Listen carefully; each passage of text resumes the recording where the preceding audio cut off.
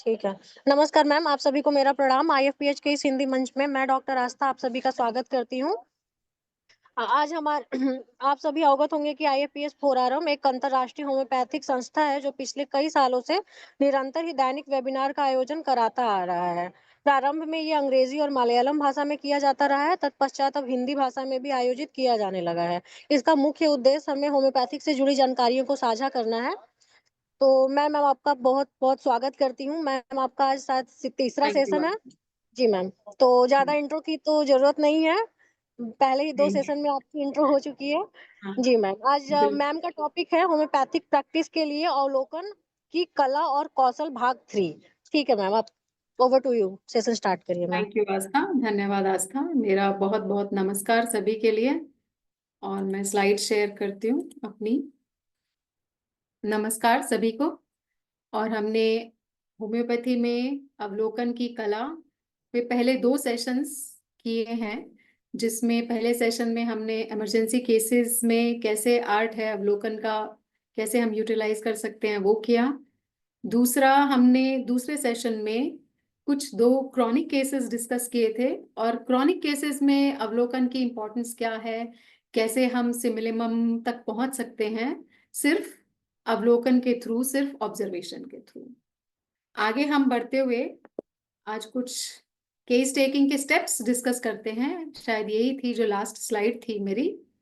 तो अब हम होम्योपैथी में केस टेकिंग सबसे इम्पोर्टेंट प्रोसेस है हम लोगों के लिए, हम सभी जानते हैं।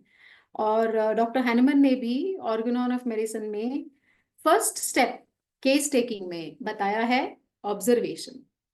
और ना ही सिर्फ हम ये ऑब्जर्वेशन सिर्फ ऑब्जर्व करेंगे, मैंने पहले भी बताया था कि हम इस ऑब्जर्वेशन को डॉक्यूमेंट करेंगे, वेरीफाई करेंगे। कैसे हम ये ऑब्जर्वेशंस को डॉक्यूमेंट करते हैं, वेरीफाई करते हैं, ये स्टेप्स हैं ऑब्जर्वेशन में। तो हम सबसे पहले क्या करते हैं, जब पेशेंट हमारे पास आता है, हम ऑब्जर्वेशन तो चलती रहती है हमारे बैक ऑफ द माइंड में, साथ में हम पेशेंट से बातचीत करते हैं, उसका इंटरव्यू लेते हैं। ना ही पेशेंट पेशेंट के अटेंडेंट से भी बात करते हैं, क्योंकि हमें हर बात जो पेशेंट बोल रहा है उस पे पूरी तरह से हम भरोसा नहीं कर सकते। लास्ट सेशन में हमने डिस्कस किया था कि एल्बर्ट मेहराबिया ने जो बोला था कि नॉन वर्बल कम्युनिकेशन का सबसे ज्यादा इंपॉर्टेंस रहता है, तो उसमें ऑब्जर्वेशन बहुत जरूरी रहती है। जब हम पेशेंट का इंटरव्यू कर रहे होते हैं, जब हम पेशेंट का केस टेकिंग ले रहे होते हैं, उस वक्त पेशेंट का क्या हाव भाव है, क्या टोन है, ये सब हमें बहुत बारीकी से ऑब्जर्व करना पड़ता है। पर जब हम ये सब ऑब्जर्वेशंस कर रहे होते हैं, जब हम ये डेटा कलेक्ट कर रहे होते हैं, बेसिकली हमने सबने पढ़ा है अपने अंडर ग्रेजुएट बीएचएमएस कोर्स में कि जो डेटा कलेक्ट करते हैं ये 2 तरह के सोर्सेज होते हैं। एक होता है सब्जेक्टिव डेटा, वो डेटा जो सिर्फ पेशेंट फील कर सकता है, जैसे कोई पेन या वीकनेस हो गई, या कोई सेंसेशंस हो गई, या कोई कमजोरी हो गई, किसी भी तरह की पेन, किसी भी तरह की इंटेंसिटी ऑफ पेन, वो सिर्फ और सिर्फ हमें पेशेंट बता सकता है। वो होता है सब्जेक्टिव डेटा। दूसरा होता है ऑब्जेक्टिव डेटा, जो हम पेशेंट में देख सकते हैं। कोई डिस्कलरेशन है, पेशेंट का हाई ब्लड प्रेशर है, वो हम मेजर कर सकते हैं, टेम्परेचर चेंजेस है वो हम मेजर कर सकते हैं, पल्स मेजर कर सकते हैं देख के।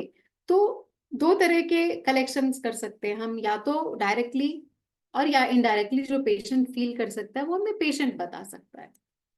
अब जो ये डेटा कलेक्शन है ये हम कैसे कर सकते हैं? पहले तो सिर्फ ऑब्जर्वेशन से, जो भी डेटा है वो हम सिर्फ ऑब्जर्व कर रहे हैं, देख रहे हैं, फिर उसको हम ऑर्गेनाइज करते हैं, फिर उसको हम इंटरप्रेट करते हैं, फिर लिखते हैं। एक तो ऑब्जर्वेशन हो गया। दूसरा, डायरेक्ट या नॉन डायरेक्टिव इंटरव्यू करते हैं। डायरेक्ट मींस डायरेक्टली हम पेशेंट से इंटरव्यू कर रहे हैं।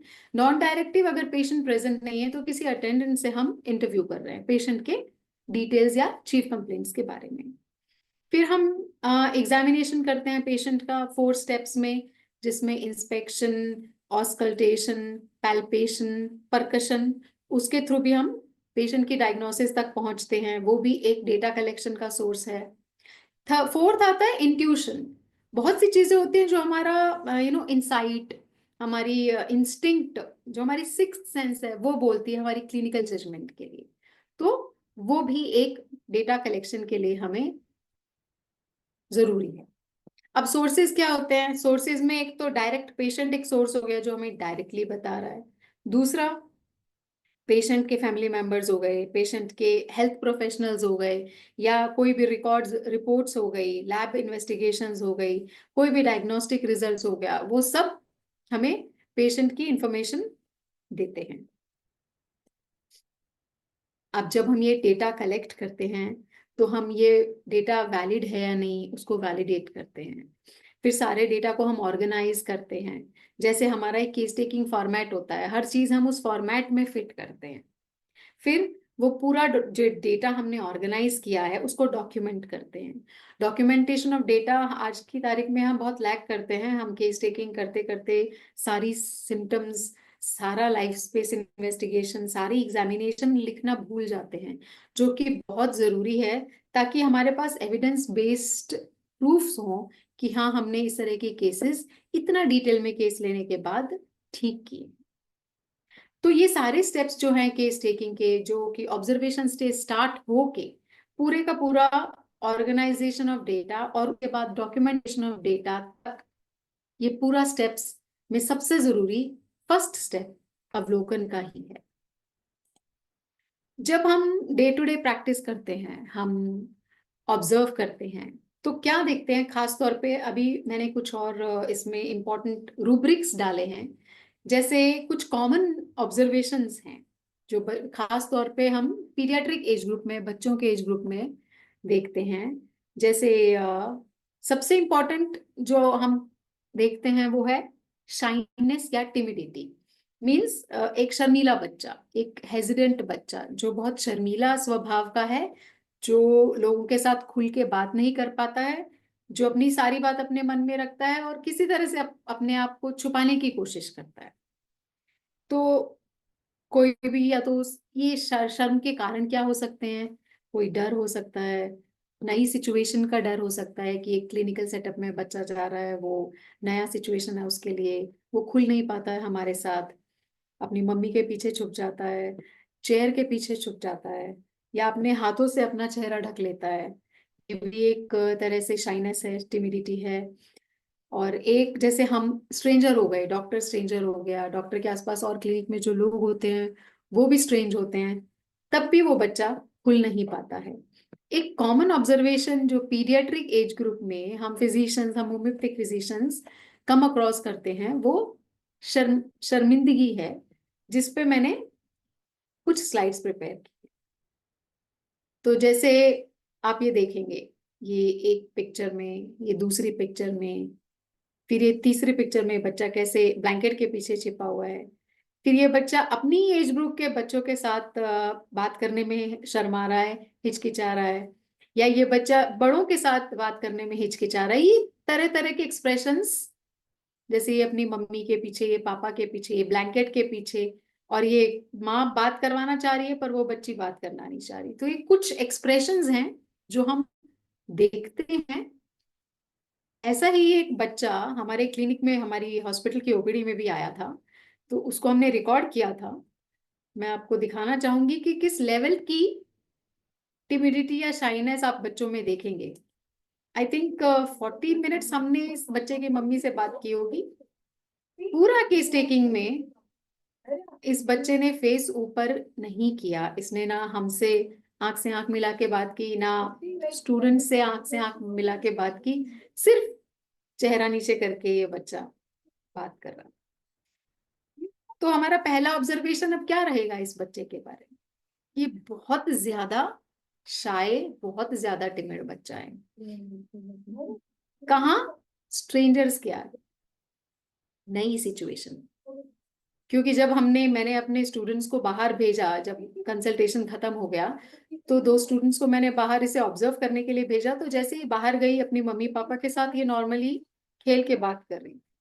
सिर्फ ये हमारा ओपीडी केबिन में ये बच्चा ऐसे बिहेव कर रहा। उसकी मम्मी ने उसे बहुत कन्विंस किया, उस बच्चे ने अपना सिर बिल्कुल ऊपर नहीं किया।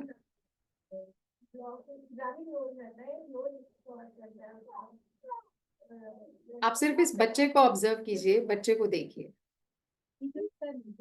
अभी वो बिल्कुल ही नीचे फर्श की तरफ देख रही है।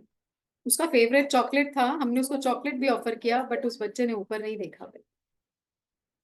तो ये हमारा एक ऑब्जर्वेशन था इस बच्चे के लिए, जिससे हमें कुछ ड्रग्स दिमाग में आई और वो ध्यान में रखी। लेकिन क्या वजह होती है ये शर्मीलेपन की, ये हिचकिचाहट की, ये दूसरों के सामने, नए लोगों के सामने एकदम से खुल के बात ना करने की? ये कुछ ऐसे कारण हैं इस वक्त जो आप इस स्लाइड पे देख रहे होंगे, जिसमें पहला कारण जेनेटिक्स होता है। कुछ बच्चे इस तरह के स्वभाव के साथ ही पैदा होते हैं जो औरों के मुकाबले थोड़े ज्यादा शर्मीले होते हैं। कुछ बच्चों की पर्सनैलिटी ऐसी हो जाती है जो जल्दी से किसी से डरने लगते हैं, जल्दी से डर जाते हैं, ज्यादा सेंसिटिव होते हैं। कुछ जो प्रोसेस में पेरेंट्स हैं, हम हमारे पेरेंट्स हमें सिखाते हैं, हम अपने पेरेंट्स को देख के सीखते हैं। तो हमारे पेरेंट्स भी अगर हम देखते हैं ज्यादा लोगों से बात नहीं करते हैं, ज्यादा हिचकिचाते हैं, हम वो बिहेवियर अडेप्ट करने लगते हैं। हम लोगों के जो फैमिली रिलेशनशिप्स हैं, हम उसमें हम अपने पेरेंट्स के साथ कैसे हैं, क्या हम अपने पेरेंट्स के साथ खुल के बात करते हैं, क्या हम अपने पेरेंट्स के साथ फ्रेंडली हैं? अगर हैं तो हम एक ओपन नेचर के बन जाते हैं, अगर नहीं है तो हम रिजर्व्ड हो जाते हैं। तो जेनेटिक्स, हमारी पर्सनालिटी, हमारा लर्नेड बिहेवियर, हमारे पारिवारिक रिलेशनशिप, देन जो हमारी फैमिली का सोशल इंटरेक्शन है या हमारा सोशल इंटरेक्शन है दूसरे लोगों के साथ, मतलब हम दूसरे लोगों से ज्यादा घुल मिल नहीं पाते हैं। बचपन के दिनों में हम देखते हैं कि हम सिर्फ अपने घर में ही रहते हैं, बाहर ज्यादा एक्सपोजर नहीं है हमारा, तो भी हम बाहर एकदम से जाएंगे तो डर जाते हैं, हिचकिचाते हैं। या फिर बचपन से हमें किसी ने बहुत डोमिनेट करके रखा है, या हमें बुली करते हैं, हमारे स्कूल में ही कुछ बच्चे हमें बुली करते हैं बचपन में, तो भी एक डर बैठ जाता है। तो हमें लगता है कि चुप रहना ही बेटर है, नहीं तो वो मुझे बुली करेगा। तो ऐसे बच्चे एक साइड में जाके क्लासरूम में बैठना सीख जाते हैं। ये उनका एक डिफेंस मैकेनिज्म होता है। जितनी बार भी मैं बाहर जाता हूँ वो मुझे बुली करता है, तो इससे अच्छा है कि मैं साइड में जाके चुपचाप बैठ जाऊं। ये भी एक तरीका है, डर का एक कारण है, डर का। फिर फियर ऑफ फेलियर, जो बच्चे अपनी सारी एक्सपेक्टेशंस अपने बच्चों के शोल्डर्स पे डाल देते हैं, फिर वो उसे पूरा नहीं कर पाते हैं, तो उनमें वो डर रहता है, मेरे पेरेंट्स को मुझसे इतना एक्सपेक्टेशन है, अगर मैं वो पूरा नहीं कर पाया तो क्या होगा? क्या मेरे पेरेंट्स मुझसे नाराज होंगे? क्या मेरे पेरेंट्स मेरे बारे में ओपिनियनेटेड हो जाएंगे कि मैं अच्छा नहीं कर सकता हूँ? तो उस डर से, फेलियर के डर से भी वो एक डिफेंस मैकेनिज्म, एक मास्किंग करता है कि वो शाय हो जाता है, वो ज्यादा बात नहीं करता है, चुप रहता है, अपनी बातें एक्सप्रेस नहीं कर पाता। या फिर हमारी लाइफ में कोई मेजर इवेंट हुआ हो, कुछ नेगेटिव इवेंट रहा हो जिसका हमारे ऊपर एक नेगेटिव असर रहा हो, जैसे पेरेंट्स में झगड़े रहते हैं, पेरेंट्स में डिवोर्स हो चुका है, या मेरा स्कूल या कॉलेज चेंज हो गया है, तो यहाँ मुझे माहौल बिल्कुल अलग लग रहा है, मैं डर गया हूँ, मैं सहम गया हूँ, मैं नहीं बात कर पाता लोगों से, ये नया एनवायरनमेंट मुझे नहीं समझ में आता, तो मैं शर्मीला बनता चला जाता, मैं हेजिटेंट बनता चला जाता हूँ, मैं अपनी बात नहीं बोल पाता लोगों को। ये बहुत सारे कुछ ऐसे रीजंस हैं इस स्लाइड पे जो कि बताते हैं कि बच्चे अक्सर क्यों शर्मीले हो जाते हैं, क्यों हिचकिचाते हैं, क्यों छुप जाते हैं लोगों के पीछे, सोफे के पीछे, चेयर के पीछे, क्यों बाकी सारे बच्चे क्लास में आके खेलते हैं और यही एक बच्चा साइड में चुपचाप बैठा रहता है। कुछ रीजंस हैं, और इसी के लिए मैंने रेपर्टरी से आप लोगों के लिए कुछ काम इजी किया है आपकी प्रैक्टिस के लिए, कि आप कुछ ड्रग्स, जैसे आगे से अगर कोई बच्चा हेजिटेंट हो, शर्मीला हो, सबसे इंपॉर्टेंट, सबसे ज्यादा फर्स्ट ग्रेड रेमेडी जो है सबको पता होगा। पहली ड्रग है बेराइटाकार, दूसरी ड्रग है पल्साटिला, साइलीशिया। ये तीन बच्चे ऐसे हैं जो बहुत मार्क्डली, जिनका जो टिमिडिटी है, जो शर्मीलापन है, जो एक अकेला रहने वाली जो फितरत है, बहुत मार्क्ड रहती है बच्चों में।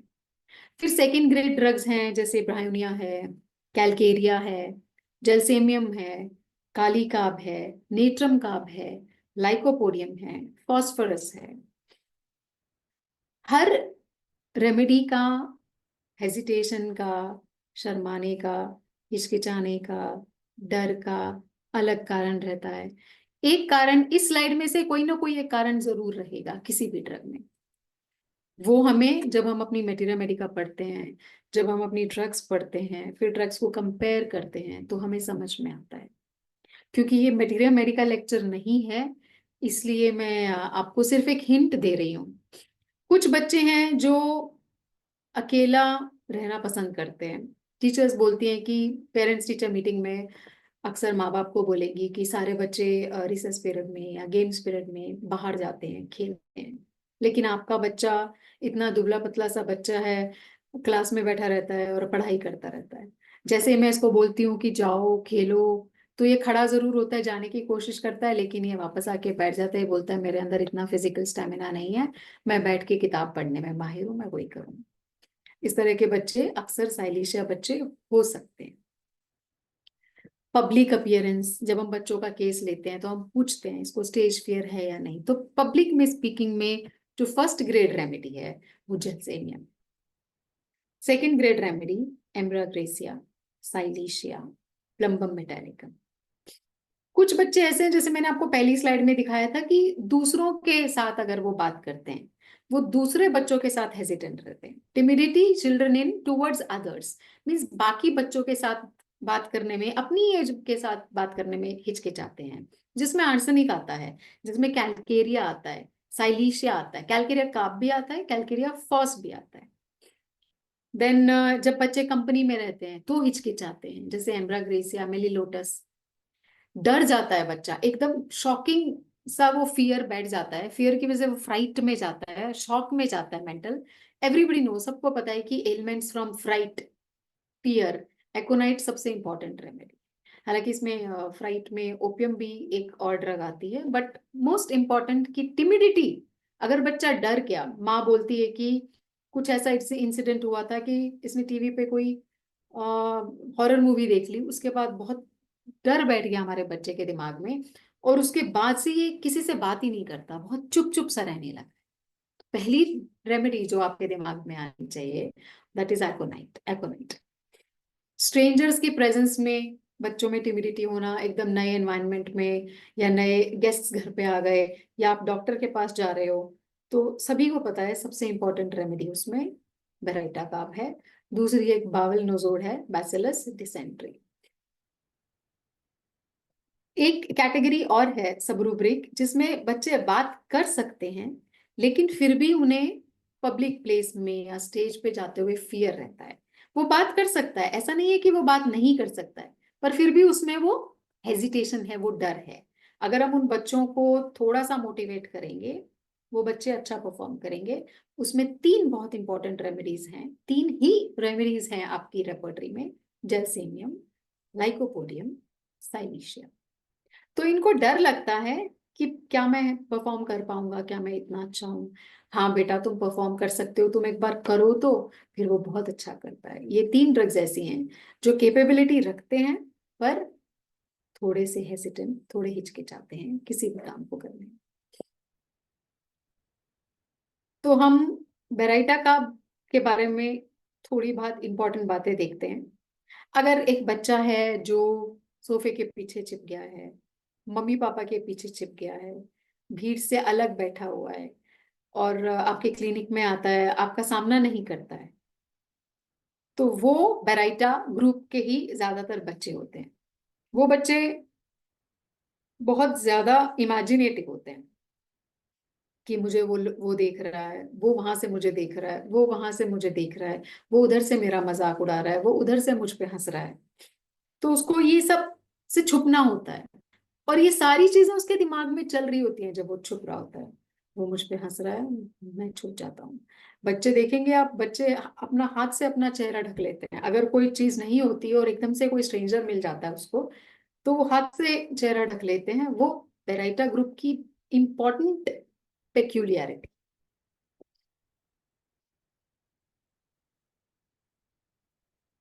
फिर हम पल्सटिला पे आते हैं। एक रूब्रिक है माइंड, आंसर्स, नॉडिंग बाय। एक ही रेमेडी है आपके पूरे मेटी का में, पल्सेटिला। पल्सेटिला का क्या होता है, जब हम पल्सेटिला बच्चों से बात करनी शुरू करते हैं, जैसे वो लड़की थी बिल्कुल नीचे सर, तो उसको उसको तोड़ना उसकी चुप्पी को बहुत मुश्किल होता है। वो बात ही नहीं करेंगे आपके साथ। ज्यादा से ज्यादा अगर वो बच्चा आपके साथ थोड़ा सा भी खुलता है तो वो सिर्फ सर हिलाता है। बेटा आप चॉकलेट खाते हो, बेटा आपको चावल दाल चावल पसंद है। अगर वो थोड़ी देर बाद खुलती है वो लड़की तो सिर्फ नॉड करती है। वो एक ही ड्रग है आपकी मटेरिया मेडिका में, वो पल्सेटिला है। आपकी रेपर्टरी में माइंड चैप्टर में answers nodding by single remedy is pulsatilla. उसके दिमाग में कुछ फिक्स्ड आइडियाज बैठ जाते हैं। हमने पढ़ा होगा रूब्रिक में, कंपनी ऑपोजिट सेक्स की, she is aversed to men. Imagine, उसको बस ये दिमाग में बैठ जाता है कि दूसरे सेक्स के फ्रेंड्स या बात करते हैं कंपनी, वो डेंजरस है, तो वो कभी बात नहीं करेंगे। मिल्क सेहत के लिए अच्छा नहीं है, कभी मिल्क नहीं। वो उसके दिमाग में बैठ जाती हैं, फिक्स्ड इमेजिनेशंस रहती हैं। फिर बाद में वो इमेजिनेशंस वो अपनी दिनचर्या में डाल देता है और फिर हमें लगता है वो इंसान पागल होता है और टिमिड हो जाता है। टिमिडिटी इसका सबसे बड़ा हथियार होता है, पल्सेटिला का, देन बेराइटा का, साइलीशिया का, जलसेमियम का। इनका सबसे बड़ा वेपन सोसाइटी में सरवाइव करने का इज टिमिडिटी या शर्मीलापन।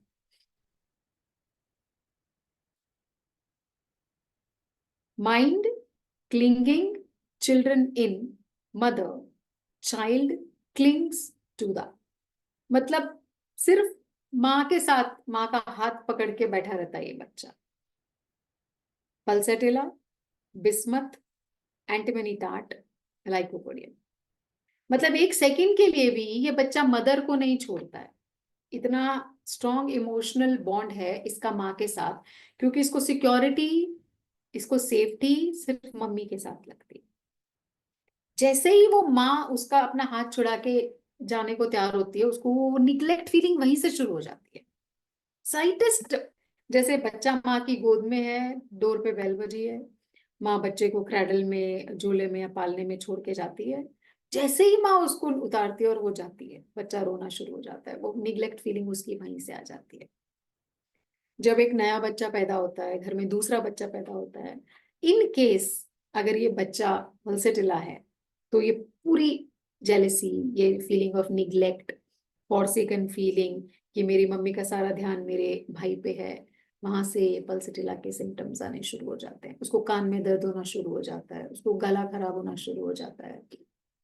अगर वो बच्चा नियरिंग प्यूबर्टी है तो उसकी प्यूबर्टी डिले हो जाती है, उसको नींद नहीं आती, स्लीपलेसनेस इन यंग गर्ल्स। एक ही ड्रग है आपकी पूरी मटेरिया मेडिका में, दैट इज यंग गर्ल्स में sleeplessness, only one drug, that is pulsatilla. अगर कोई लड़की आती है और वो बोलती है मुझे नींद नहीं आती है, और आपको लगेगा कि हाँ ये 10 साल का बच्चा है, 11 साल का बच्चा है, इसकी प्यूबर्टी बिल्कुल आसपास है, एक ही ड्रग है, आप बिना सोचे समझे पल्सेटिला इस पेशेंट को दे सकते। तो एक सिंगल रेमेडी रूब्रिक था, आंसरिंग नॉडिंग बाय। दूसरा रूब्रिक है क्लिंगिंग टू द मदर। ये बहुत इंपॉर्टेंट रूब्रिक्स हैं पल्सेटिला बच्चे के। नेक्स्ट थर्ड ड्रग हम देखते हैं, साइलीशिया। हमें पता है कि साइलीशिया बच्चा टिमिड रहता है, हेजिटेंट रहता है, थोड़ा डरपोक होता है, पब्लिक अपीयरेंस के लिए डरपोक होता है, लेकिन वो बात करने की क्षमता रखता है, बात कर सकता है, होशियार होता है। सिलिशिया में हम टिमिडिटी देखेंगे और बैशफुलनेस, मीन्स वो बच्चा डरपोक भी है, शर्मीला भी। और क्यों आता है उसमें ये टिमिडिटी, ये डरपोकपना? क्योंकि उसको लगता है उसमें कॉन्फिडेंस नहीं, उसमें फिक्सिटी रहती है, फिक्स्ड इमेज रहती है, लेकिन अपनी इनर वीकनेस को कवर करने के लिए वो फिक्सिटी दिमाग में लेके आता है। और जब आप देखेंगे कि ये, आप इमेज देखिए, ये टिपिकल एक्सप्रेशन साइलिशा बच्चे का होगा आपके क्लिनिक में। आप बच्चे से बात कर रहे हैं, बच्चे को आंसर पता है, बच्चा आपको आंसर नहीं देगा क्योंकि वो डरता है। डरता है क्योंकि उसको लगता है उसमें वो लैक करता है कॉन्फिडेंस में, तो वो आंसर जरूर देगा बिकॉज उसको आंसर पता है, लेकिन वो आंसर किसको देगा? अपनी मम्मी को। तो child speaks only to the mother and answers to mother, लेकिन डायरेक्टली वो फिजिशियन से बात नहीं करेगा, वो विस्पर करेगा, धीरे से बोलेगा, मम्मी के कान में बोल दे। आपको भी अगर आंसर देगा तो वो डर डर के धीरे धीरे बोलेगा। आप देखेंगे, मतलब मैं तो जैसे प्रोफेसर हूँ होम्योपैथिक मेडिका में, तो मैं पढ़ाती हूँ। सपोज हम 4 बच्चों का वाइवा ले रहे हैं, तो 3 बच्चे, एक क्वेश्चन है, एक बच्चे को आंसर आता है, वो हमें बॉडी लैंग्वेज से पता चल जाता है कि हाँ इस बच्चे को ये आंसर आता है, तो वो बहुत धीरे बोलेगा। बाकी 2-3 बच्चे हैं, उनको आंसर नहीं आता पर वो जोर जोर से बोल रहे हैं, वो अलग कॉन्स्टिट्यूशन दिखा रहे हैं कि हमें आता है पर हमें आता नहीं है। इसको आंसर सही आता है पर वो धीरे धीरे बोलेगा, क्यों? क्योंकि वो कॉन्फिडेंस लैक करता है। बोलेगा बोलेगा इसलिए क्योंकि उसमें क्षमता है। इस तरह के बच्चे यूजुअली साइलीशिया हो सकते हैं। तो बच्चों का एक कॉमन ऑब्जर्वेशन जो हम डे टू डे प्रैक्टिस में करते हैं, डरपोकपना, शर्मीलापन, जिसे हम शाइनेस और टिमिडिटी बोलते हैं, उसमें मेजर 3 ड्रग्स के आज हमने एक्सप्रेशंस देखे। पल्सेटिला के, बेराइटा का, आपके बेराइटा जो चीजों के पीछे छुप जाता है, पल्सेटिला जो माँ का पल्लू नहीं छोड़ती है, जो कि सिर्फ हाँ या ना में जवाब देती है, साइलीशिया जो कि बोलते हैं लेकिन थोड़ा कॉन्फिडेंस लैक करते हैं, इसलिए पूरे कॉन्फिडेंस से नहीं बोल पाते हैं। ये हमारे पास आज ही पेशेंट फर्स्ट या सेकंड फॉलोअप के लिए आया है। ये नेक्स्ट एक केस है जो कि हमने सिर्फ ऑब्जर्वेशन बेसिस पे ही दिया है, क्योंकि हम लोग बच्चों के केस टेकिंग में, जब बच्चा मेंटली डिसेबल्ड होता है, मेंटली चैलेंज्ड होता है, और बच्चा जब अपनी बात हम तक नहीं पहुंचा पाता, बहुत ज्यादा हम पेरेंट्स की इंफॉर्मेशन पे रिलाय नहीं करते जब तक कि वो सिर्फ एक ऑब्जेक्टिव आंसर ना हो जो हमें दिख रहा हो। तो हम सिर्फ ऑब्जर्वेशन करते हैं, चाहे हमें उस केस को लेते हुए 1 घंटा हो जाए या 1.5 घंटा हो जाए, जब तक हमें सही चीज समझ नहीं आती ऑब्जर्वेशन में हम ऑब्जर्व करते हैं।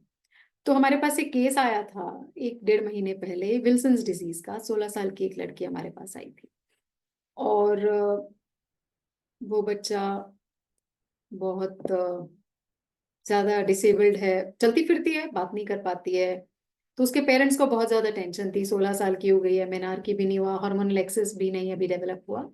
तो वो हमसे ट्रीटमेंट लेने के लिए आए। हमने इस बच्चे को 1-1.5 घंटा ऑब्जर्व किया, और एक ऑब्जर्वेशन जो बहुत खास निकल के आई थी, वो मैं इन 2 तो अब ये तो सेशन फेस टू फेस नहीं हो रहा है, तो मैं ये बता देती हूँ। हम देख रहे थे, हम इसको बहुत देर से ऑब्जर्व कर रहे थे। इसकी मम्मी क्या करती थी, इसका मोबाइल में ये कुछ म्यूजिक चला के इसको दे देती है, और ये कान पे लगा के वो म्यूजिक सुनती है। जैसे म्यूजिक सुनती है वो इससे बहुत एक्साइटेड रहती है। म्यूजिक इसको पूरी तरह से एनग्रॉस करके रखता है, इन्वॉल्व करके रखता है, इसको म्यूजिक बेहद पसंद है। टीवी देखती रहती है, क्रिकेट देखती रहती है, मतलब स्क्रीन टाइम ही रहता है इसका, बात तो कर नहीं पाती है किसी के साथ। तो हमने देखा कि एक हमारे पीजी ने, मैंने पीजी को इंस्ट्रक्ट किया कि इसका जब ये सुन रही है, पूरी तरह से लीन है उस मोबाइल के उस भजन में जो भी मम्मी ने बजाया, और वो बिल्कुल कान पे लगा के सुन रही थी, एकदम से झटके से वो मोबाइल ले लो। तो इसने वो मोबाइल ले लिया इससे, तो ये एकदम से गुस्सा हो गई, बोल तो सकती नहीं है। तो जितनी बार भी ये गुस्सा हो रही थी, ये स्पिट कर रही थी, थूक बाहर निकाल रही थी। कम से कम हमने ऐसे फर्स्ट केस टेकिंग में 10 बार किया होगा, विद इन लाइक 1.5 घंटे के गैप में। पेरेंट्स से केस टेकिंग चल रही थी और हम इसको एक तरफ अलग से ऑब्जर्व कर रहे थे, मोबाइल दे रहे थे, फिर ऑब्जर्व कर रहे थे। जितनी बार भी कोई भी इससे फोन ले रहा था, ये स्पिट करती थी। तो हमने इसको बहुत मार्कली ऑब्जर्व किया। फिर हमने रूब्रिक देखा, हमें रेपर्टरी में रूब्रिक मिला, माइंड स्पिटिंग एंगर आफ्टर। और इस रूब्रिक में हमें रेपर्टरी में एक ही रेमेडी मिली, कैलकेरिया कार्ब। हमने इस बच्चे को कैलकेरिया कार्ब 1 एम्पोटेंसी में दिया था 1-1.5 महीने पहले। ये पेशेंट फिर आज हमारे पास आया था। आज इस पेशेंट में हमने चेंजेस देखे। पहला चेंज हमने ये देखा, पेरेंट्स ने बोला इसका 3 kgs वेट बढ़ गया है। और दूसरा, इसकी स्पिटिंग की हैबिट, ड्रूलिंग ऑफ सलाइवा की हैबिट थोड़ी कम हो गई है। जब ये फर्स्ट टाइम आई थी, वो वीडियो हमारा थोड़ा सा मिसप्लेस हो गया है, नहीं तो वो उसमें और आज के इस वीडियो में, इसमें बहुत ज्यादा डिफरेंस हमें लगा। मैं ये नहीं कह रही कि ये बहुत ड्रेस्टिकली बच्चा चेंज हो जाएगा, बट अगर थोड़ा बहुत भी इसका लाइफस्टाइल चेंज होता है तो हम होम्योपैथिकली इसकी फैमिली को काफी हेल्प कर सकते हैं। तो सिर्फ ऑब्जर्वेशन के बेसिस पे इस बच्चे के केस में mind spitting anger after only one drug was there, calcarea का, तो हमने इसको कैलकेरिया का दिया।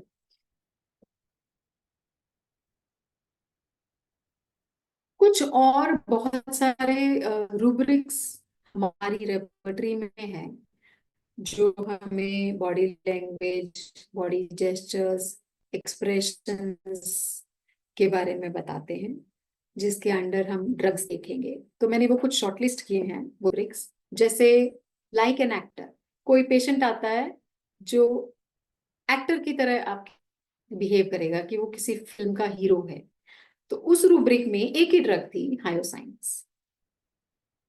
एक्शंस रिपीटिंग, अगर कोई बच्चा है या कोई बड़ा है, जो एक्टिंग आप करते हो वो साथ में रिपीट करता है, वही एक्शन रिपीट करता है, उस रूब्रिक के अंडर ये 4 ड्रग्स हैं, tuberculinum, veratrum album, zincum metallicum, platinum metallic. Tongue moving to and fro, आगे और पीछे आगे पीछे, जैसे स्नेक करता है, उसमें cuprum, hyoscyamus, lachesis, sulphur.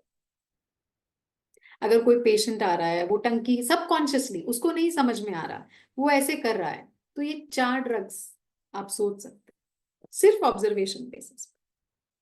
Obviously आप ड्रग बाद में कंफर्म करेंगे, लेकिन दिमाग में ये ऑब्जर्वेटरी स्किल्स रखिए। ये आप पिक्चर में देख सकते हैं, बैठा बैठा पेपर कट करता है, बैठा बैठा एक के ऊपर एक चीजों को स्टैक करता रहता है। कुछ लोगों की आदत भी होती है, कुछ लोगों को पसंद होता है कपड़े फाड़ना, कोई भी चीज फाड़ना। तो ये कटिंग पेपर्स, स्टैकिंग थिंग्स एक के ऊपर एक, टियरिंग थिंग्स, एक ही ड्रग थी सभी तरह के जेस्चर्स में, वो थी विरेट्रम एल्बम।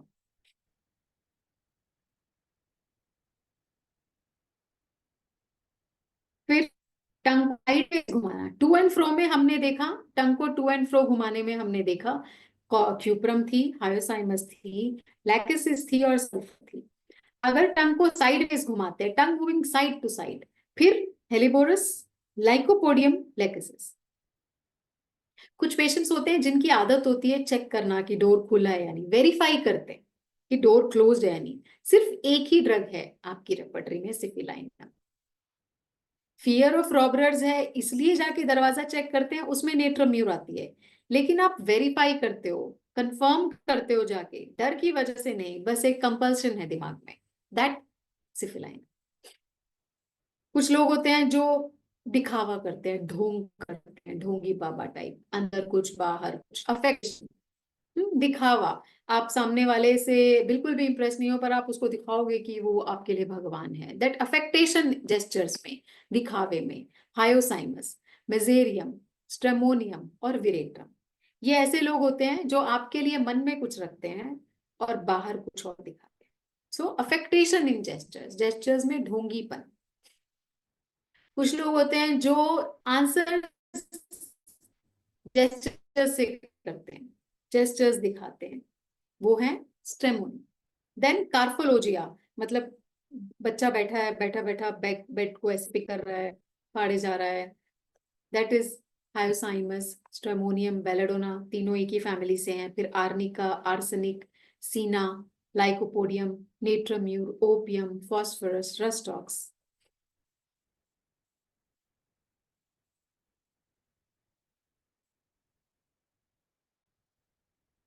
कुछ बच्चे होते हैं जो फिस्ट क्लेंच करते हैं, कुछ लोग नॉर्मली क्यूप्रम और हायोसाइमस लोग फिस्ट क्लेंच करेंगे। मैंने फर्स्ट सेशन में एक इमरजेंसी केस दिखाया था। हाँ, बहुत इंटरेस्टिंग इमरजेंसी केस था, उसमें क्लेंचिंग फिस्ट हमने एक रूब्रिक भी लिया था। बच्चा जब कोमेटोस कंडीशन में था, तो ड्रग हमने उसको हायोसाइमस ही दिया था। बच्चे अगर फिस्ट क्लेंच करने की हैबिट रखते हैं तो वो यूजुअली हायोसाइमस ही एक ड्रग है। और न्यू बोन्स अगर फिस्ट को मुट्ठी को बंद रखते हैं, वो chamomilla is the remedy under the rubric in children clenching fist, it is hyoscyamus. Newborns clenching fist, chamomilla.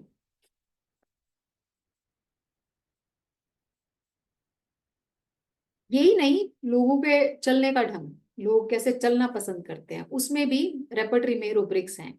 Veg of walking, walking backwards, ये पीछे की तरफ चल रहा है, walking backwards, arsenic, belladonna, cocculus, lachesis, silicea, stramonium, sulphur.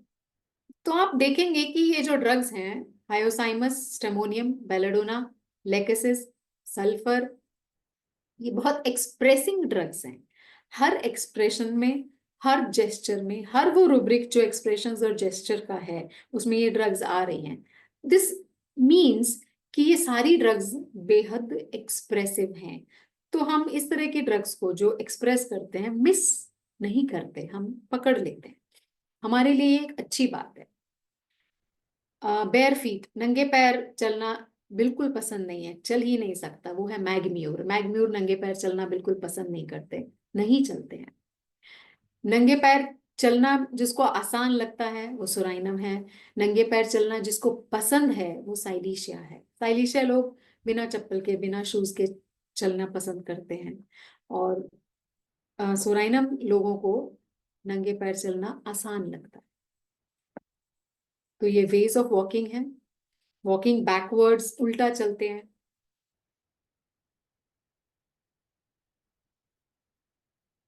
बहुत से बच्चे ऐसे हैं, आपने देखे होंगे, फिंगर्स या तो खेलते हैं, फिंगर्स मुंह में डालते हैं। तो fingers, mouth, children put in the, तो वो ड्रग्स जो बच्चे सबकॉन्शियसली मुंह में जाता है हाथ, वो calcarea, chamomilla, ipecac, helleborus, hyoscyamus, lycopodium, silicea, sulphur, mercurius. फिर प्लेइंग विद फिंगर्स, बच्चे फिंगर्स के साथ खेलते रहते हैं। Arsenic, arum, belladonna, calcarea, hyoscyamus, natrum mur, lachesis.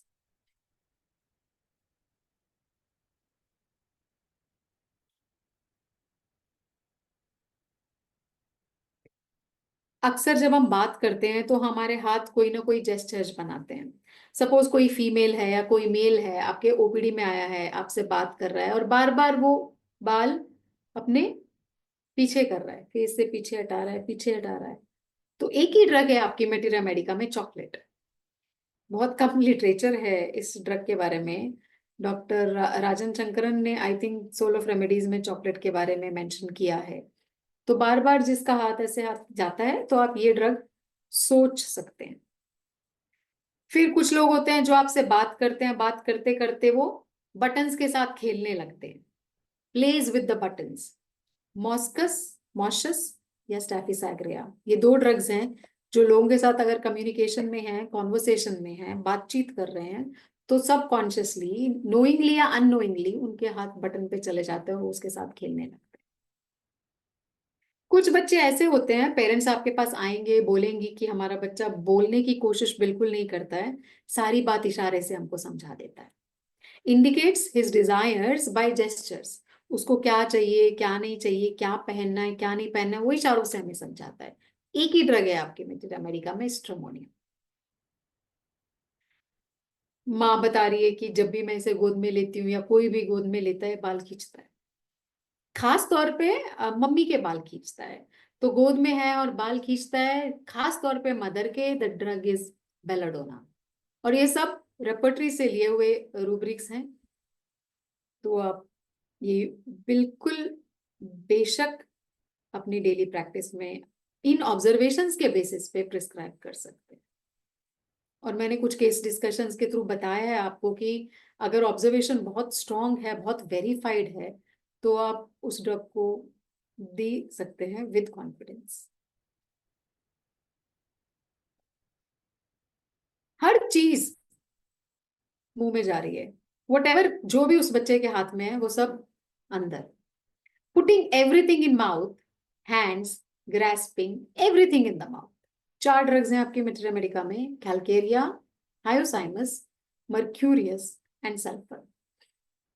Mother's बोलेंगी मुझे कुछ समझ नहीं आता, इसको 1 मिनट भी छोड़ नहीं सकते हैं।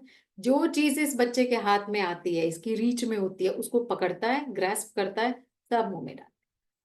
तो अब कैलकेरिया, सल्फर तो सोच ही सकते हैं, साथ में हायोसाइमस और मर्क्यूरियस भी सोच।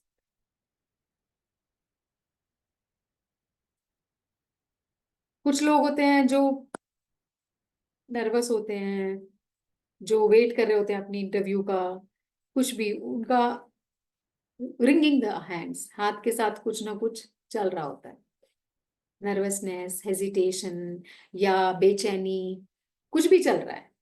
तो कुछ ड्रग्स शॉर्टलिस्ट किए हैं रेपर्टरी से: आर्सेनिक, एरम, काली ब्रोम, कालीफॉस, स्ट्रमोनियम, सल्फर, टैरेंटुला, फॉस्फोरस, प्लैटिना, सुराइन।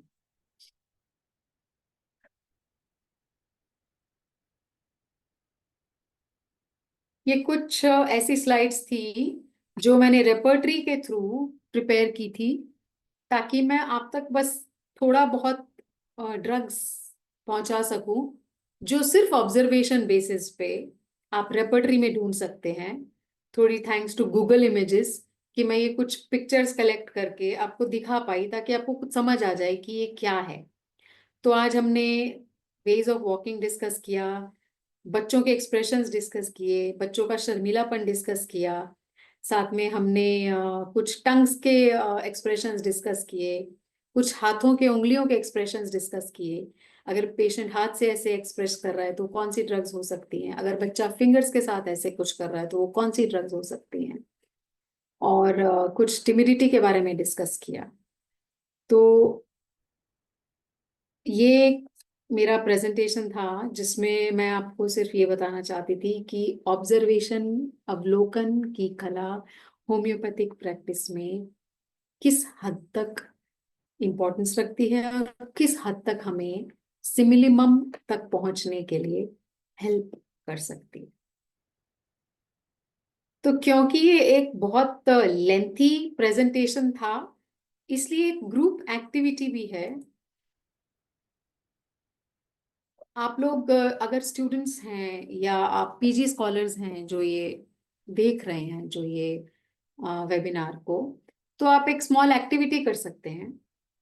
कुछ 10 रूब्रिक्स शॉर्टलिस्ट कीजिए जो ह्यूमन बिहेवियर को इंडिकेट करता है या ह्यूमन बिहेवियर के एक्सप्रेशन को इंडिकेट करता है Kent's repertory of homeopathic materia America में से। आप केंट्स रेपर्टरी खोलिए, उसमें से 10 से 20 रूब्रिक्स आप ह्यूमन बिहेवियर और उसके एक्सप्रेशंस के शॉर्ट लिस्ट कीजिए। जब आप वो रूब्रिक्स शॉर्ट लिस्ट करेंगे, आपके जहन में बैठ जाएगा कि अगर मैं ये एक्सप्रेशन पेशेंट में देखती हूँ तो ये ड्रग्स उसके नीचे आती हैं। तो नेक्स्ट टाइम जब आप वो एक्सप्रेशन पेशेंट में देखेंगे तो सबकॉन्शियसली आपके दिमाग में जो भी इंफॉर्मेशन सेव्ड होगी, आप फिर रेपर्टरी में जाएंगे और आप वो रूब्रिक खोल के देखेंगे कि ये ड्रग्स हैं। हो सकता है उसमें कुछ ऐसी ड्रग्स हों जो आप सोच ना पा रहे हो पेशेंट के लिए, कुछ रेयर ड्रग्स हों, कुछ अनकॉमन ड्रग्स हों, कुछ ऐसी ड्रग्स हों जो आप ज्यादातर अपनी प्रैक्टिस में नहीं यूज करते। इसलिए रेपर्टरी को हमें हंट करते रहना चाहिए।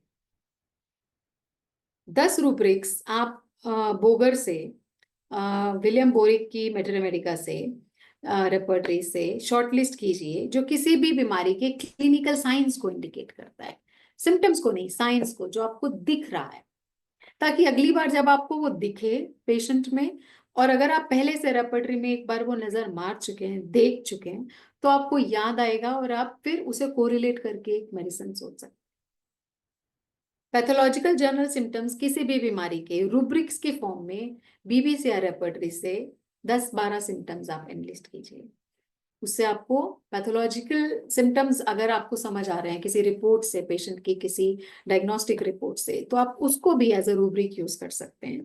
जो, और ये तीनों ही कैटेगरीज कभी भी आपको सिमिलिमम तक ले जाने के लिए मिसलीड नहीं करेगी, क्योंकि सब कॉन्क्रीट है, कोई भी सब्जेक्टिव नहीं है, सब ऑब्जेक्टिव।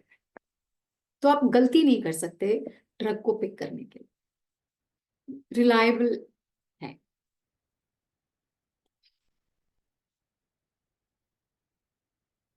मेरे पास एक केस भी है आप लोगों के साथ डिस्कस करने के लिए, अगर आप वो केस वर्कआउट करना चाहते हैं। बट आई थिंक टाइम कम है, तो हम, मुझे लगता है वो केस स्किप करते हैं क्योंकि वो बहुत ज्यादा टाइम ले लेगा। तो मुझे लगता है ये 3 घंटे का लंबा कंटिन्यूअस हिंदी सेशन, जिसमें कि अवलोकन की कला होम्योपैथिक प्रैक्टिस में, आज यही मैं खत्म करती हूँ।